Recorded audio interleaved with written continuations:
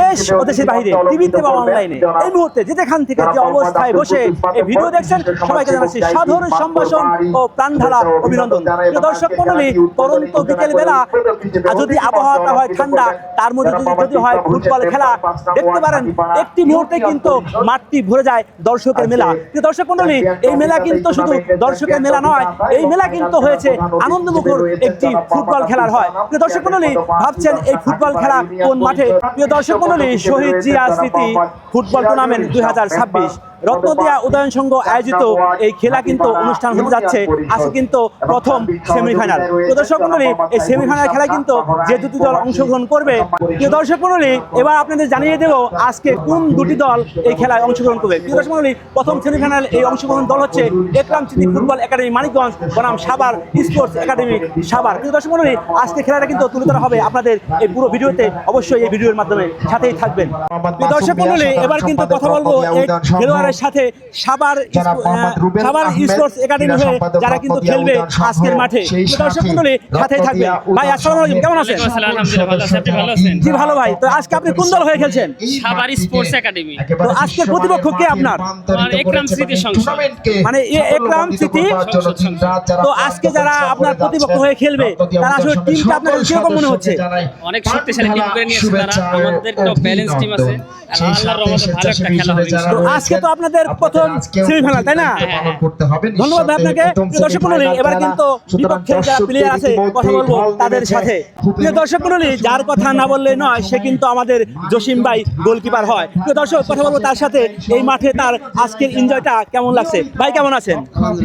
তো আজকে খেলা আপনাদের মাঠে এসে এনজয়টা কেমন লাগছে আপনার? আজকে ভালো লাগতেছে, অনেক দর্শক আছে, ঠিক আছে। নিজেদের আমার বড় ভাইয়ের টিম, আলহামদুলিল্লাহ ভালো লাগতেছে। তো আজকের কততম ম্যাচ এটা? আচ্ছা, প্রথম সেমিফাইনাল। প্রথম সেমিফাইনাল। তো ইনশাআল্লাহ আমরা আপনাকে নিয়ে মানে দুটো ম্যাচ আমরা দেখছি আপনারা হেরেছেন, ঠিক আছে। তাতে আমি দর্শকের সাক্ষাৎকার নিয়েছি, তারা কিন্তু অনেক দুঃখ প্রকাশ করছে। তো আজকে আমরা দোয়া করবো আপনারা যেন আজকের ম্যাচটা জিতেন ইনশাআল্লাহ। তো দর্শকরা সবাই দোয়া করবেন ভাইদের জন্য, জসিম ভাইদের জন্য, যারা নাকি আজকের ম্যাচটা কিন্তু অবশ্যই জিতে যায়। দর্শক, আজকের যে একরাম স্মৃতি ফুটবল একাডেমির যে মালিক, সে কিন্তু এই মাঠে উপস্থিত হয়েছে। তো কথা বলে দেখবো তার সাথে আজকে তাদের প্লেয়ারদেরকে নিয়ে এসে আমাদের এই মাঠের অনুভূতিটা কেমন লাগছে। ভাই কেমন আছেন? জি আলহামদুলিল্লাহ। ভাইয়ের পরিচয়টা দয়া করে একটু বলবেন, আপনার নামটা বলবেন একটু প্লিজ। আমার নাম সাকিব খান অয়ন, আমি মানিকগঞ্জ জেলা ছাত্র দলের সাংগঠনিক সম্পাদক। আমি মানে সাবেক ফুটবল খেলোয়াড়, মানিকগঞ্জ জেলা টিমে ফুটবল খেলেছি। আমার বাবার নামে মরহুম একরাম হোসেন খান স্মৃতি ফুটবল একাডেমি এই বছরই প্রতিষ্ঠা করেছি, কিন্তু সে মারা গেছে 2020 সালে। জি জি। তারপর থেকে একরাম স্মৃতি সংসদ আমরা অনেক মাঠেই খেলা রেখেছি, চ্যাম্পিয়ন হয়েছি, রানার আপ হয়েছি। জি জি। আমাদের টিমে জেলার বিভিন্ন জেলার অনেক ভালো ভালো প্লেয়ার এবং ন্যাশনাল টিমের প্লেয়ার, নাইজেরিয়ান প্লেয়ার এবং দেশ বিদেশের নানা ধরনের প্লেয়ার আমরা এনে মানুষকে খেলা সুন্দর খেলা উপহার দেওয়ার জন্য চেষ্টা করি। ঠিক আছে ভাই, অসংখ্য ধন্যবাদ আপনাকে। তো আজকের আমাদের এই মাঠে এসে আপনার অনুভূতি কেমন লাগছে ভাই?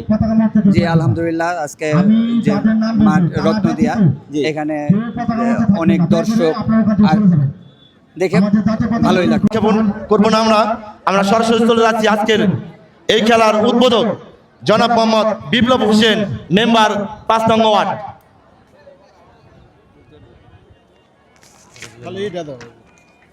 বিসমিল্লাহির রহমানির রহিম। রত্নদিয়া উদয় সংঘ আয়োজিত শহীদ জিয়া স্মৃতি গোল্ড কাপ ফুটবল টুর্নামেন্ট,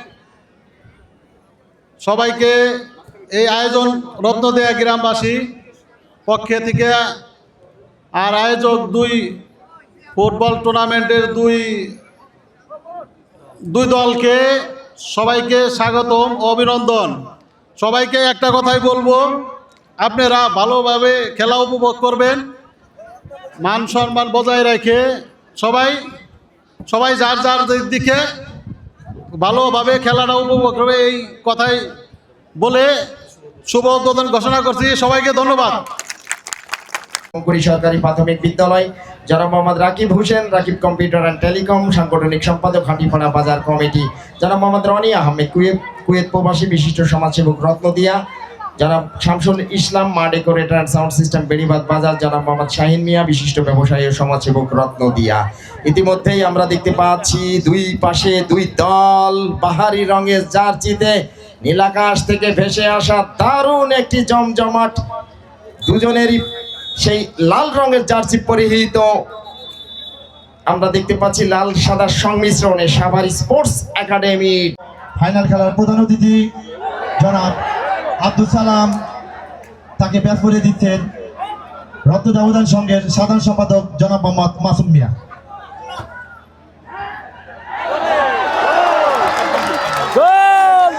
সেই সাথে ঢাকা ওয়ান্ডার্স ক্লাবের একাধিক খেলোয়াড় কিন্তু রয়েছেন, সেই সাথে জাতীয় দলের দুজন খেলোয়াড় রয়েছেন।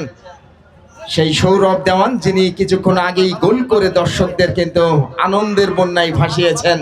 এবারে কিন্তু দারুণ একটি আক্রমণ, গোল মেশিন হিসেবে খ্যাত টাঙ্গাইলের তারকা যুবরাজ মারুফ, যাকে জিদান মারুফ হিসেবে সকলে চিনে থাকেন, তিনি কিন্তু রয়েছেন নাম্বার 9 জার্সিতে সাভার স্পোর্টস একাডেমি সাভারের পক্ষে। সেই সাথে এই মুহূর্তে রিপন মোল্লা, ঢাকা রেঞ্জার্স ক্লাবের এই তারকা যুবরাজ, সেখান থেকে রাকিব।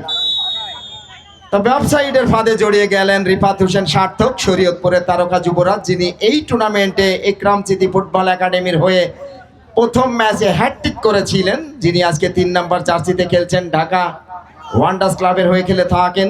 আবারও কিন্তু রাকিব, বিকেএসপির এই তারকা যুবরাজ, রাখতে পারলেন না, টোকা দিয়ে বাড়িয়েছেন, উদ্দেশ্য আরমান। আরো একবার আক্রমণে রাসেল, রাসেল, রাসেল এবং গোল!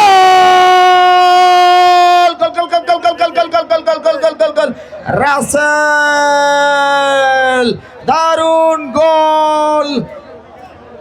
প্রিয় মুখ, সেই চৌকিঘাটা বংখুড়ি মাঠেও যিনি,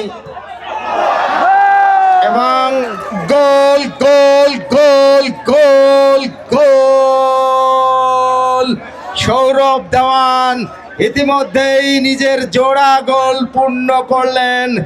অয়ন, শাকিব খান অয়ন বর্তমানে এই ক্লাবের ওনার, সাংগঠনিক সম্পাদক মানিকগঞ্জ জেলা ছাত্রদল, এবং সেই সাথে যুগ্ম সাধারণ সম্পাদক মানিকগঞ্জ জেলা ফুটবল খেলোয়াড় কল্যাণ সমিতি। এই মুহূর্তে ডাগ আউটে রয়েছেন, শুভেচ্ছা ও অভিনন্দন জানাই। সেই সাথে দলীয় কোচ হিসেবে রয়েছেন রবিউল ইসলাম লাবু। যে কথা বলছিলাম, যে এই একরাম স্মৃতি, যে মানুষটির নামে তিনি আমাদেরকে ছেড়ে সৃষ্টিকর্তার ডাকে সাড়া দিয়েছেন, আমি আজকে এখান থেকে তার জন্য তার রুহের মাগফিরাত কামনা করছি। আমাদের একরাম কমিশনার, মানিকগঞ্জের গর্ব, একসময় মানিকগঞ্জ আইনজীবী সমিতির অন্যতম সদস্য ছিলেন এবং মানিকগঞ্জ জেলা ক্রীড়া সংস্থার বিভিন্ন দায়িত্বশীল পদে থেকে মানিকগঞ্জের ক্রীড়াঙ্গনের ব্যাপক উন্নতি করেছিল সেই একরাম কমিশনার। আজকে গভীর শ্রদ্ধার সাথে স্মরণ করছি তাকে এবং তার সুযোগ্য সন্তান শাকিব খান অয়ন আজকে ডাগ আউটে রয়েছেন, সাংগঠনিক সম্পাদক মানিকগঞ্জ জেলা ছাত্রদল এবং যুগ্ম সাধারণ সম্পাদক মানিকগঞ্জ জেলা ফুটবল খেলোয়াড় কল্যাণ সমিতি। তার দল 3-0 গোলের ব্যবধানে এই মুহূর্তে চালকের আসনে। হলুদ রঙের জার্সিতে মাঠের দক্ষিণ দিকে রয়েছেন একরাম স্মৃতি ফুটবল একাডেমি। বাম প্রান্তে বাড়িয়েছেন ইমন, 2 নম্বর জার্সিতে খেলা, ঢাকা ওয়ান্ডার্স ক্লাবের দলীয় ক্যাপ্টেন, এবং সেই সাথে রাসেল। আরো একবার মধ্য মাঠে 8 নম্বর জার্সিধারী ব্যাকপাস করেছেন সুমন দাস, ঢাকা পিডব্লিউডি ক্লাবের দলীয় ক্যাপ্টেন, সেখান থেকে ঢাকা ওয়ান্ডার্স ক্লাবের ক্যাপ্টেন ইমন। আজকে ডিফেন্স লাইন একরাম স্মৃতি ফুটবল একাডেমি বাংলাদেশের বিভিন্ন জেলা থেকে সেরা সেরা খেলোয়াড়দেরকে দলে ভিড়িয়েছেন। সেই নারায়ণগঞ্জের তারকা যুবরাজ ইমন রয়েছেন এই মুহূর্তে নিজের নিয়ন্ত্রণে 2 নম্বর জার্সিতে, টোকা দিয়ে বাড়িয়েছেন। মধ্য মাঠে জিসান রয়েছেন, 1 সেকেন্ড জিসান টোকা দিয়ে বাড়িয়েছেন রাকিবের উদ্দেশ্যে, রাকিব থেকে সার্থক, গতির দানব, গতির ঝড় তুলেছেন অ্যাটাকিং থার্ডে, এই মুহূর্তে নিজের নিয়ন্ত্রণে বাড়িয়েছেন, শট নিয়েছিলেন রিফাত হোসেন সার্থক, তবে জায়গা মতো নিতে পারেনি। টাঙ্গাইলের ভুয়াপুরের সন্তান এই তানভীরুল ইসলাম হীরা, যিনি বসুন্ধরা কিংসের হয়ে খেলেছেন, আজকে 2 নম্বর জার্সিতে খেলছেন সাভার স্পোর্টস একাডেমি ঢাকার পক্ষে। তবে তিনজন ডিফেন্স লাইন নিয়ে নিঃসন্দেহে মহা বিপদে পড়ে গিয়েছিল সাভার স্পোর্টস একাডেমি। পরবর্তীতে বদলি খেলোয়াড় হিসেবে ফারুককে নামানো হয়েছে এবং এখন চারজন ডিফেন্স লাইন এবং খেলোয়াড়ের পরিবর্তন